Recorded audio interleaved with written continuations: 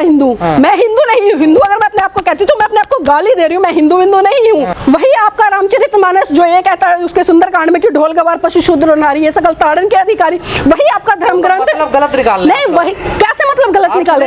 ये तो तमाम तुलसीदास ने भी अपनी रामचरितमानस में लिखा है, गीता प्रेस है उसकी तमाम है। आज दलित समाज के लोग बहुत बड़ी संख्या में जाग रहे हैं, जाग तो रहे, लेकिन कहीं ना कहीं आज वो सिर्फ बाबा साहब की जय जयकार तक सीमित रह गए। आज वो बहुजन समाज के तमाम महान पुरुषों की जय जयकार तक सीमित रह गए। लेकिन जिस चीज के लिए परम पूज्य बाबा ने साहब ने कहा कि आप बुद्ध की शरण में जाए, क्योंकि बुद्ध की शरण है वो आपको वैज्ञानिक सोच उत्पन्न करती है, वो आपके अंदर एक साइंटिफिक पैरामेंट को स्थापित करने का काम करती है। लेकिन कहीं ना कहीं लोग आज, मैंने कहा ना कि चमत्कारिक चीजों में उलझ कर, और आपने तो विष्णु का अवतार बताया जाता है, बुद्ध को भी देखिए वो तो इनकी मन गढ़ंत है। पहली बात तो इस देश में कोई भी अवतार पैदा नहीं हुआ है, और जो हुआ है वो आपने देखा है। अगर भगवानों की संख्या में अगर हम किसी को रखते हैं तो इस देश में महाकारुणिक तथागत बुद्ध को रखते हैं, और ये जो चमत्कार करते हैं विष्णु ब्रह्मा, जिस तरह से अभी पिछले दिनों। आपको क्या दिक्कत है हिंदू राष्ट्र? देखिए दिक्कत क्यों नहीं है, हिंदू राष्ट्र क्या बात करता है? क्या हिंदू राष्ट्र समानता की बात करता है? क्या हिंदू राष्ट्र भाईचारे की बात करता है? क्या हिंदू राष्ट्र सभी जातियों के एक समान से रूप से रहने की बात करता है? क्या हिंदू राष्ट्र में वर्ण व्यवस्था नहीं होगी?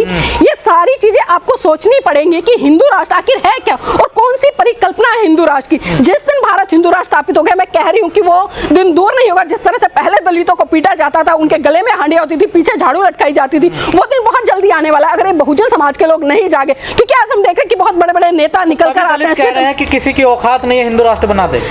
देखिए कह रहे हैं, कह कौन रहे हैं? ये वो लोग हैं जो जागरूक हैं।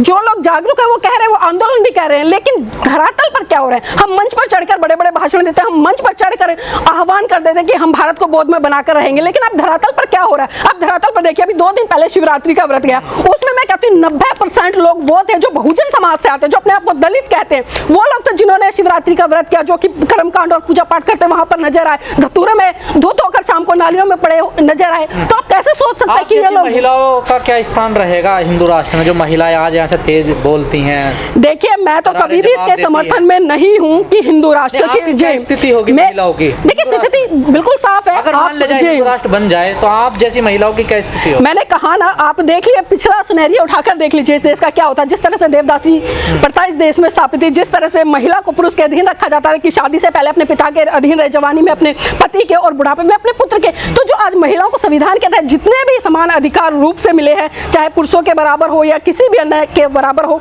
ये सारे हक अधिकार छीन जाएंगे उस हिंदूवादी व्यवस्था में। और ये लोग यही चाहते हैं कि महिला को पैर की जूती, और जिस तरह से अभी तुलसीदास जी ने भी कहा है कि जो ढोल गवार पशु शूद्र और नारी है सकल ताड़न के अधिकारी, तो ये लोग दोबारा से उसी व्यवस्था को स्थापित करना चाहते हैं कि महिला है उसको पीठ छीत कर अपने कंट्रोल में रखो। लेकिन ऐसा होगा नहीं, क्योंकि आज लोग कहीं ना कहीं बहुत बड़े स्तर पर आप लोगों पर आप समाज को तोड़ रहे हैं। नहीं, किस तरह से तोड़ रहे हैं बताइए, किस तरह से तोड़ रहे हैं समाज को? आप एक उदाहरण तो दीजिए कि समाज को तोड़ने का काम करें। जो लोग समाज को तोड़ रहे हैं, जो लोग समाज को बांट रहे हैं, हम हिंदू नहीं है। देखिए किसने बांटा है, ये किसने बांटा? अभी जिस तरह से मोहन भागवत ने कहा कि जातियां पंडितों ने बनाई, भगवान ने नहीं बनाई। पहली बात तो उन लोगों को यह समझना चाहिए जो इससे खुश हो गए कि मोहन भागवत ने बड़ी अच्छी स्टेटमेंट दे दी कि जो जातियां हैं वो पंडितों ने बनाई है। अब पंडित शब्द का दे, मोहन भागवत बहुत ही चालाक किस्म का व्यक्ति है, और उसकी चालाकी को समझिए। उसने एक बार भी ये नहीं कहा कि जो जातियां वो ब्राह्मण ने बनाई, उसने कहा कि जातियां पंडितों ने बनाई। अब पंडित की संज्ञा हम किसको देते हैं? जो व्यक्ति पढ़ा लिखा होता है, समझदार होता है, जागरूक होता है, विद्वान होता है, उन्होंने उसके लिए कहा। लेकिन उन्होंने एक बार भी नहीं कहा कि ब्राह्मण ने बनाई, क्योंकि वो खुद उस व्यवस्था से आते हैं, खुद उस विचारधारा से आते हैं। वो कैसे ऐसी एलिगेशन ले ले अपने ऊपर की जातियां ब्राह्मणों ने बनाई है? तो हिंदू धर्म के जो धर्मशास्त्र उनको बदनाम कर रहे हैं ना, हिंदुओं के। देखिए कहाँ बदनाम कर रहे हैं? जो चीजें गलत है उसका तो विरोध खुलकर होगा।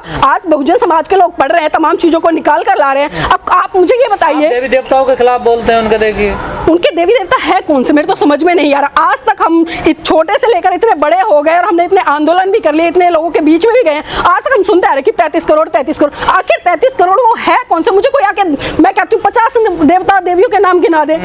जो 33 करोड़ है उनकी तो बात देखिए, आप उनकी भावनाओं से खेल। देखिए इनकी भावना का तो कोई लेना देना नहीं है। आप सही बात कह दो, इनकी भावनाएं तुरंत आहत हो जाएंगी। आप विज्ञान से जुड़ी हुई बातें कह दो, इनकी भावना आहत हो जाएंगी। आप किसी भी तरह की ऐसी बात कह दो जो तथ्य पर आधारित है, तो इन लोगों की भावनाएं आहत हो जाएंगी। इसमें हमारी गलती नहीं है। अगर इनको इतना ही भावनाओं का डर है तो अपनी भावनाओं को संभाल कर रखें और सोचे समझे कि आखिर वो क्या करें। संविधान तो सबको देता है ना, देखिए आजादी अपनी भावनाओं, देखिए आजादी देता है, लेकिन संविधान ये भी कहता है कि आप किसी भी गलत चीज का प्रचार कीजिए। जो भी शूद्र हैं तो सेवा करिए ना। शूद्रों का क्यों सेवा करें? किसने कहा कि शूद्रों का काम?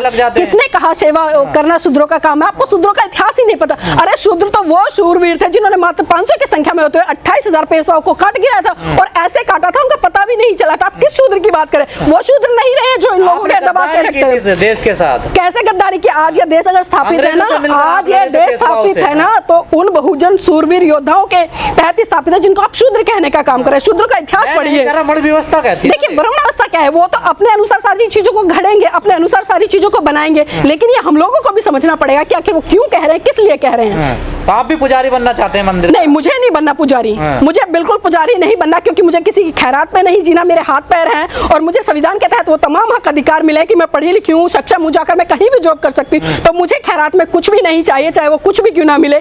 तो ये जो भीख है, ये खैरात है, मंदिरों में बैठकर पुजारियों को ही मुबारक, इन ब्राह्मणों को ही मुबारक। विरोध क्यों करते हो फिर आप लोग? देखिए विरोध करेंगे, गलत चीजों का किसने विरोध नहीं किया? जब गलत चीजें होती है तो इन्होंने विरोध नहीं किया, बाबा साहब ने विरोध नहीं किया, साहब काशीराम ने विरोध नहीं किया, ज्योतिबा फुले ने विरोध नहीं किया, सावित्रीबाई फुले ने विरोध नहीं किया। जब जब देश में गलत चीजें घटी हैं, इस देश के लोगों ने उनका खुलकर विरोध किया है। आपको धीरेन्द्र शास्त्री के दरबार में जाना चाहिए, वहाँ पर देखिए मैं कहती हूँ लगानी चाहिए आपकी। मैंने एक चैनल पे कहा था कि अगर धीरेन्द्र शास्त्री जैसे ढोंगी व्यक्ति मेरे आगे आ जाए तो आज जब विज्ञान का दौर है तो वो चमत्कारों की बात करते हैं, आज जब विज्ञान का दौर है तो वो लोगों को पाखंडवाद में धकेलने की बात करते हैं। जब आज विज्ञान का दौर है तो कहीं ना कहीं वो जो गौमूत्र या गाय के पेशाब में लोगों को नहलाने धुलाने की बात करते हैं, उनसे बीमारियों को भगाने की बात करते हैं। ये परंपरा है भारत की। ये कैसी परंपरा है? कैसी परंपरा है? आप ये बताइए मुझे, आप किसी से कहे कि गोबर खा ले ठीक हो जाएगा, खा लेगा वो? आप किसी का गौमूत्र पी लीजिए, कितने लोग खा रहे हैं? भाजपा के कितने लोग खा रहे हैं? आरएसएस के कितने लोग खा रहे हैं? हिंदू लोग कितने खा रहे हैं? क्यों ये अस्पतालों में धक्के खाते हैं? क्यों नहीं गाय का गौमूत्र पी लेते? क्यों नहीं गाय का गोबर खा लेते? अगर इनको इतना ही विश्वास है उन पर,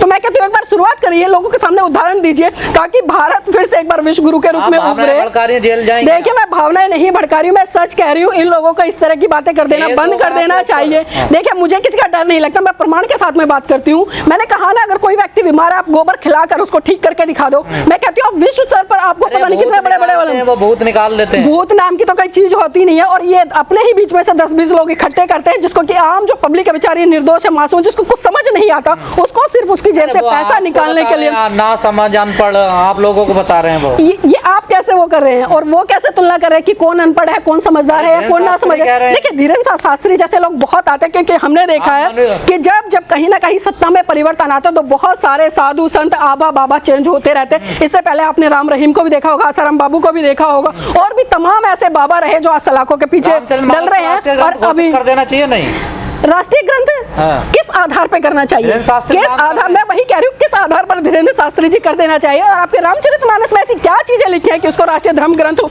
वही आपका राष्ट्रीय धर्म ग्रंथ जो ये कहता है कि एक गर्भवती महिला को जंगल में छोड़ा छल कपट से, वही आपका रामचरितमानस जो ये कहता है उसके सुंदरकांड में कि ढोल गवार पशु शूद्र नारी ये सकल ताड़न के अधिकारी, वही आपका धर्म ग्रंथ गलत निकाल नहीं। वही कैसे मतलब गलत निकाले?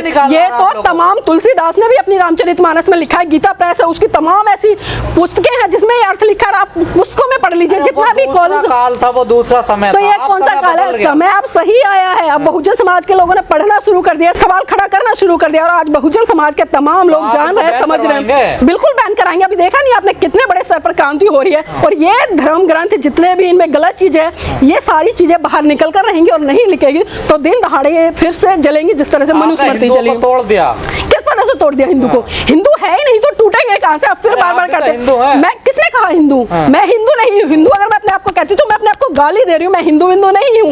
मैं आपको बता दूं, मैं सबसे पहले इंसान हूँ और उसके बाद मैं भारतीय हूँ, क्योंकि भारतीय होने के नाते मैं इंसान हूँ। और जो भी ये धर्म या हिंदू सिख ईसाई में सबको बांटा रहता है वो हिंदू है, ऐसा कहना है इन लोगों का। देखिए इनका कहना तो पता नहीं क्या क्या है, मैं क्या कहूँ, लोग फिर से इनकी भावनाएं याद हो जाएंगी, तो इसलिए छोड़ दीजिएगा कि ये क्या सोचते हैं या क्या कहते हैं। अगर इन पर हमने चर्चा शुरू कर दी तो फिर से इनकी भावनाएं याद होंगी और फिर से ये हल्ला गुल्ला करेंगे, तो इस विषय को यहीं पर छोड़ दे तो अच्छा रहेगा।